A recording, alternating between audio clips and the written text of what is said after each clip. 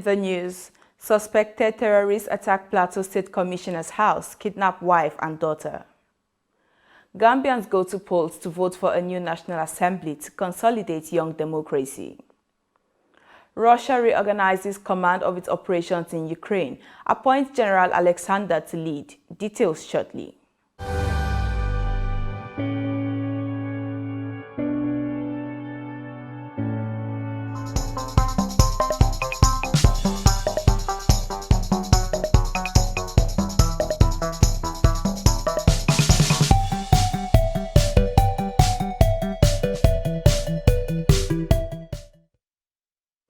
This is TOS Television, your digital-first Pan-African news network. I am Abigail Okwande, and this is TOS News 360. A Western official has confirmed Russia has reorganized the command of its operations in Ukraine by appointing General Alexander Dvornikov to lead the invasion of Ukraine. The new general, who has had extensive experience in battle operations in Syria, is expected to improve overall command and control.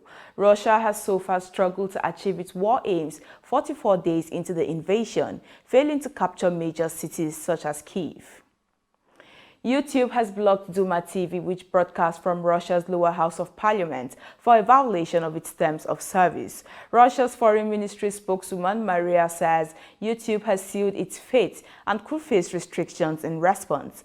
Duma TV has more than 145,000 subscribers. It airs clips of parliamentary debates and interviews with Russian lawmakers. Now in Nigeria. Suspected terrorists in the early hours of Saturday attacked the house of the Plateau State Commissioner for Environment, Usman Bamayi, located in a Gindri community, Mangu local government area of the state. Bamayi was not around when the gunmen stormed his house around 2 a.m. and abducted his wife and daughter. The police public relations officer in the state, Uba Ogaba, confirmed the incidents. Nigeria's national electricity grid suffered a system collapse on Friday, the third incident in less than 1 month. Some power distribution companies confirmed the developments in separate messages on Friday evening. The Abuja Electricity Distribution Company stated that the collapse had resulted in power outage in its area of operation, which covered about 5 states. Also, Echo Electricity Distribution Company said the grid collapse affected its entire network. The national chairman of the All Progressives Congress, Senator Abdullahi Adamu, has ordered the reversal of some of the decisions taken by his predecessor, Governor Mai Malabuni, to appeal court judgments challenging the conduct of congresses supervised by the caretaker committee. The move comes less than a month after Adamu disclosed his plan to look into the finances of the party. Top sources in the APC said Adamu's new approach could destabilize the party. This is your digital-first Pan-African news network, TOS Television. You're watching TOS News 360. Africa plus global, entertainment and business stories when we return. To stay with us.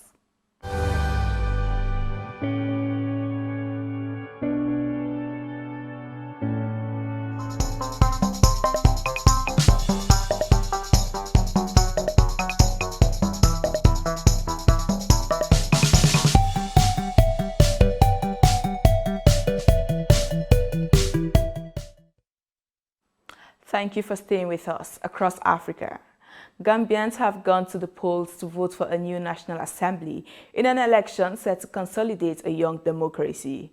Polls open at 8 a.m. local time and will close at 5 p.m. for the election of 53 legislatures for a 5-year term.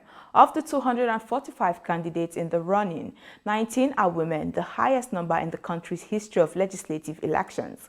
Experts predict a low turnout on Saturday due to a sense of apathy and distrust among the population. Results are expected on Sunday.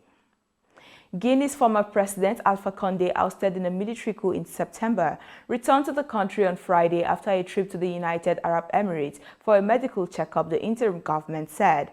Condé, who is 84, is under house arrest in Guinea, but is allowed to receive visitors, left the West African nations in January after the junta allowed him to travel on medical grounds. Condé, who has been in power since 2010, was accused of endemic state corruption and angered his opponents by changing the constitution to allow himself stand for a third term, sparking mass protests. Now on religion matters. Saudi Arabia has said it will allow 1 million people from both inside and outside the kingdom to perform the Hajj this year, compared with only a few thousand local pilgrims over the past 2 years. The kingdom's Ministry of Hajj and Umrah said only people who have been fully vaccinated against COVID-19 and under the age of 65 will be allowed into Islam's holiest site. Before the virus emerged, some 2.5 million people would travel every year to Saudi Arabia for Hajj. Now in business. A large drop in the prices of cryptocurrencies, including Bitcoin, was seen on Saturday as selling pressure began to gain traction. At the time of this report, Bitcoin had broken below $42,500.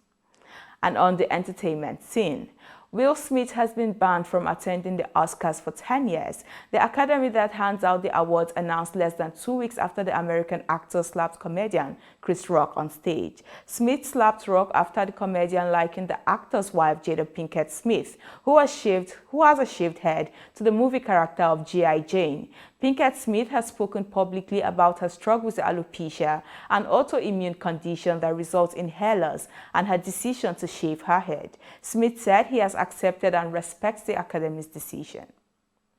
And that is it on TOS News 360 on your digital first Pan-African News Network. For more updates, visit www.tostvnetwork.com. Do follow and like our social media handles on Facebook, Twitter, and Instagram. Remember to subscribe on YouTube. To stay with us and enjoy more programs on TOS Television Network. I am Abigail Lukwade. Thanks for watching.